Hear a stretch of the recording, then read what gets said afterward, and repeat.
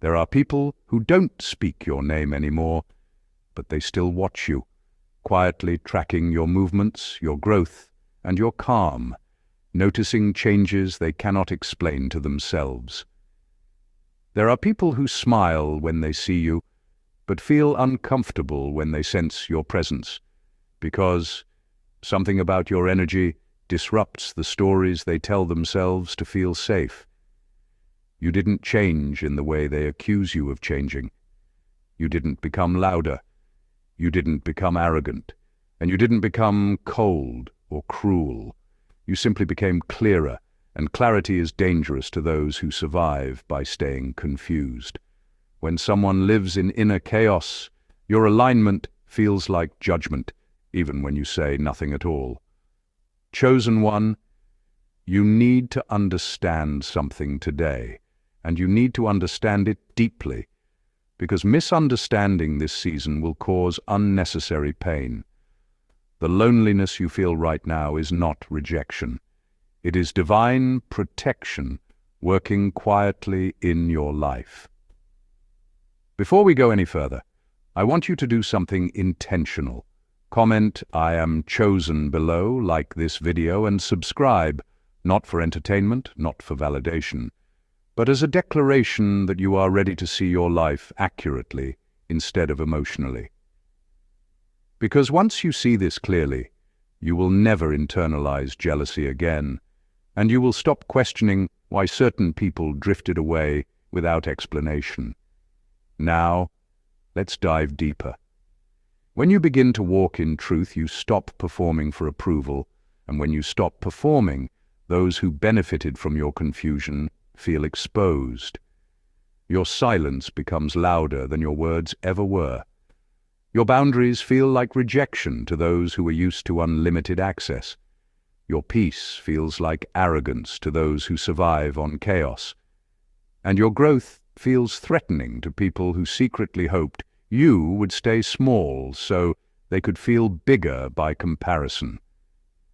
This is why conversations become shorter, why invitations stop coming, and why the room feels colder, even though no one openly confronts you. It's not because you're doing something wrong, it's because you are no longer shrinking to make others comfortable. Divine protection often looks like isolation because it removes distractions before you can see them as distractions. It separates you from people who would have drained you in your next season. It places distance between you and environments that would have delayed your assignment. You're not being punished by being alone. You're being preserved. There are versions of you that could not exist if certain people stayed close. There is clarity being formed in the quiet. There is strength being built in the absence of noise. And there is discernment developing as you learn who can walk with you and who can only watch from afar. Let this season teach you instead of hardening you. You are not forgotten. You are being prepared. You are not excluded. You are being covered. And the more you accept this truth, the less power, envy, gossip, and silent resentment will ever have over your spirit again. Number 1. The silent reaction you create without speaking. Chosen one. There is a reason people react to you even when you say nothing, and it goes far deeper than surface confidence or visible achievement. You carry a presence that does not need validation, explanation, or performance. It doesn't announce itself, yet it subtly rearranges the emotional atmosphere of every space you enter. This is not confidence you studied, rehearsed, or copied from others. It is not charisma you practice through social strategy. It is alignment.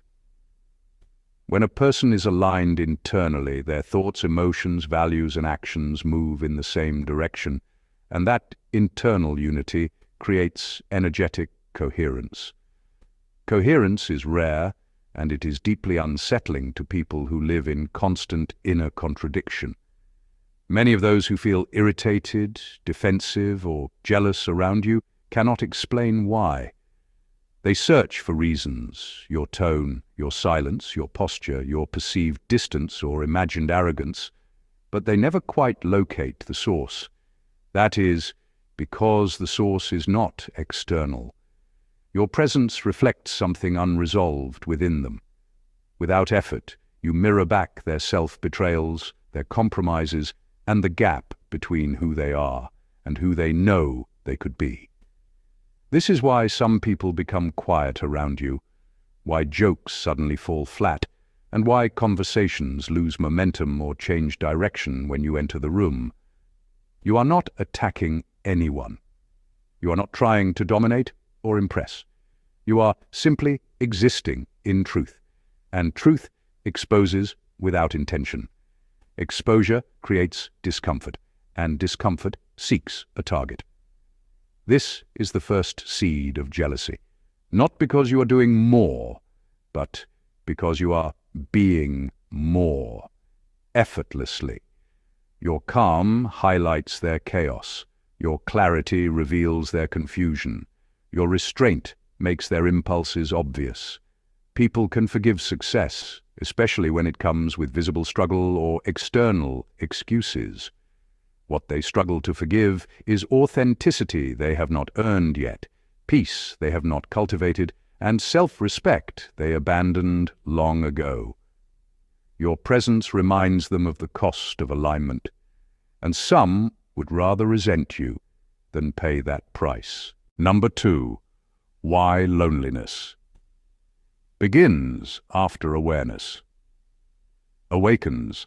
Loneliness does not begin when people leave. It begins when your awareness outgrows the emotional depth of your surroundings, when the inner lens through which you perceive life sharpens, and you realize that what once felt engaging now feels hollow. At some point, without announcing it, you stopped bonding over distraction, stopped laughing just to fill silence, stopped feeding on noise that once kept you comfortably numb. You no longer found fulfillment in shallow validation, fleeting attention, or conversations that loop without meaning. And when this shift occurs, something subtle yet painful emerges. You can be surrounded by people and still feel alone, not because you lack company, but because you lack resonance. You notice how conversations feel repetitive, how emotional exchanges feel transactional, how words are spoken without presence behind them. You sense when people are physically near but energetically absent, when their attention is fractured, their listening partial, their engagement conditional. This experience can feel confusing at first because it mimics sadness without being sadness, and silence without being emptiness. But this is not depression. This is discernment activating. Your nervous system has recalibrated. It is no longer soothed by chaos, gossip, or overstimulation. It seeks stillness, meaning coherence. It wants depth instead of drama, truth instead of performance, clarity instead of constant reaction. Until your environment matches that internal frequency, you will feel isolated even in crowds, as if you're standing still while the world moves too fast and too shallow around you. This loneliness is not a punishment and not a failure to connect. It is a signal that something outdated is dissolving. Old patterns of relating, old emotional contracts, old ways of belonging that required you to shrink, to perform, or to tolerate noise are quietly losing their grip. What remains feels like emptiness, but it is actually space. Space for alignment. Space for relationships that meet you where you are now, not where you used to be. Space for silence that restores instead of isolates. This phase asks for patience, not urgency, because forcing connection during this transition only deepens the ache. The loneliness you feel is not evidence of disconnection. It is evidence of growth, a threshold moment where the soul pauses, sheds its former skin, and waits for a life that can finally meet it in truth. Number 3. Isolation as a protective mechanism, not a punishment. There is a misunderstanding many chosen ones carry for years, and it quietly shapes how they interpret their own lives.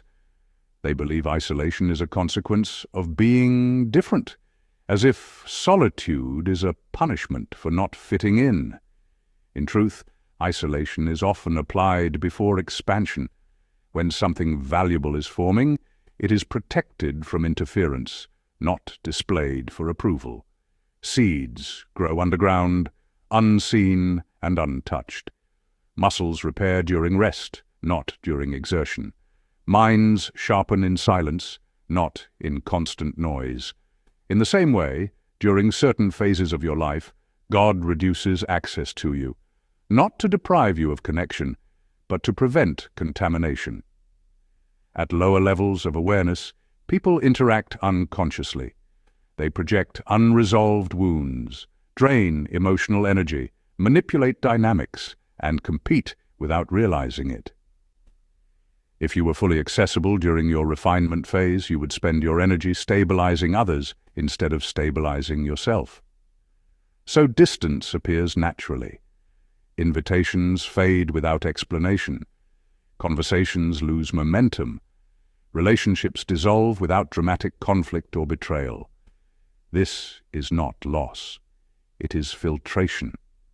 What cannot meet you at your current frequency quietly falls away, and you begin walking alone, not because you were rejected, but because you were selected for preservation. This season of solitude is not empty. It is structured. Your nervous system recalibrates. Your intuition sharpens. Your identity detaches from external validation. You learn how to hear your own thoughts without interruption and feel your own emotions without distortion. This is where discernment is built. This is where clarity replaces confusion. Many chosen ones try to escape this phase, rushing to reconnect, to explain themselves, to be understood. But understanding is not required for preparation. Silence does the work, words cannot.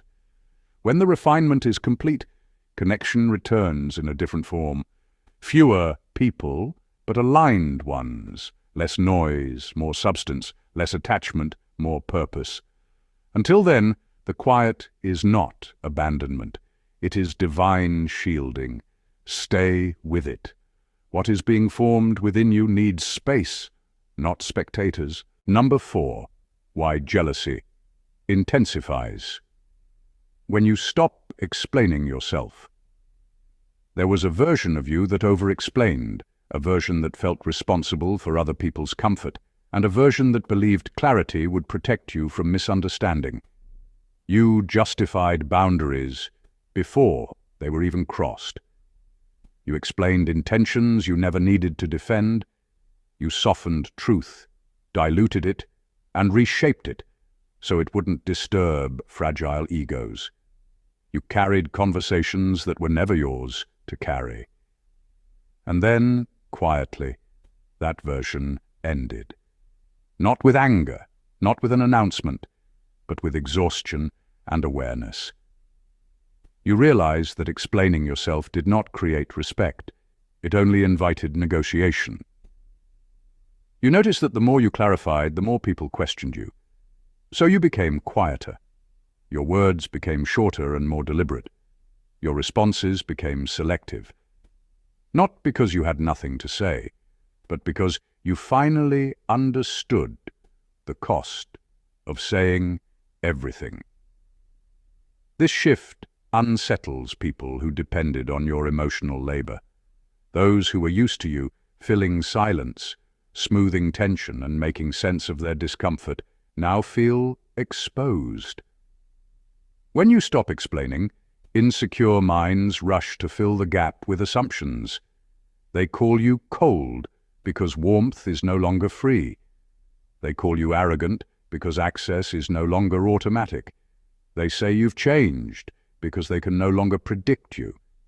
But the truth is simpler and far more grounded. You stopped negotiating your inner peace.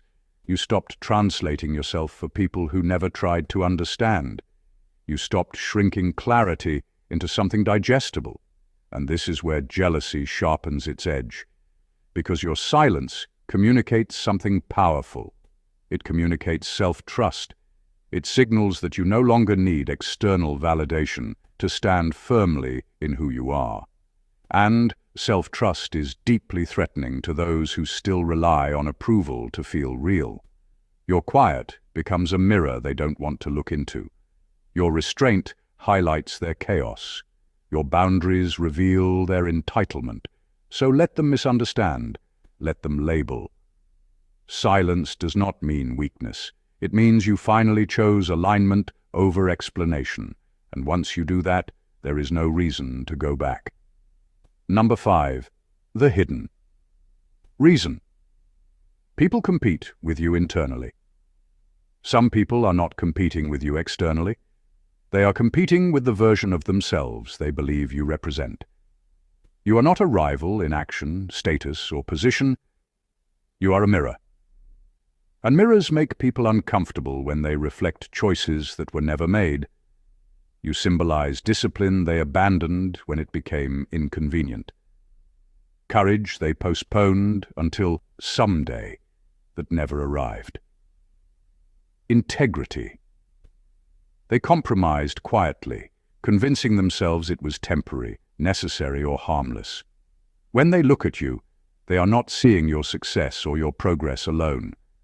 They are seeing a timeline where they stayed consistent, where they followed through, and where they honored their own values. That comparison happens instantly and subconsciously. And when people cannot reconcile that gap, something inside them tightens. When they see you moving steadily, calmly, without desperation or noise, it activates regret. Not dramatic regret, quiet regret. The kind that sits under the surface and never finds words, and regret rarely presents itself honestly. It disguises itself as resentment, irritation, or emotional withdrawal. This is why you feel subtle hostility instead of open conflict. Passive remarks that seem unnecessary, support that suddenly disappears, conversations that grow colder without explanation. These are not accidents, they are emotional defense mechanisms. People are protecting themselves from the discomfort of self-awareness. Your presence disrupts the stories they told themselves to stay comfortable. Stories like, "I had no choice," "It wasn't the right time," or "I'll get to it later." You quietly prove that those stories were optional, and comfort resists confrontation at all costs. It would rather label you as distant, arrogant, lucky, or intense than admit responsibility. That's why they don't attack directly. Direct confrontation would require honesty, so instead they create distance, they minimize, they disengage. Not because you're doing something wrong, but because you're doing something right without asking permission. And that is threatening to people who chose ease over growth. If you felt this tension, understand this clearly. It is not a sign to shrink, soften, or explain yourself. It is confirmation that your consistency carries weight. You are walking proof that discipline compounds, that integrity stabilizes, and that courage grows quietly over time. Let them manage their discomfort. Your role is not to make others comfortable. Your role is to remain aligned. Number 6. Why relationships fall away. During this phase, during protection seasons, relationships that are built on need, attachment, or imbalance cannot survive. Not because you failed, not because you changed for the worse, but because you finally stopped feeding dynamics that required you to be smaller than who you truly are. And the moment you stopped shrinking, the structure of those relationships began to collapse. You no longer overgive to earn closeness, you no longer chase to prove worth, and you no longer absorb emotional volatility just to keep the peace, and this withdrawal of energy feels shocking to those who benefited from your constant availability.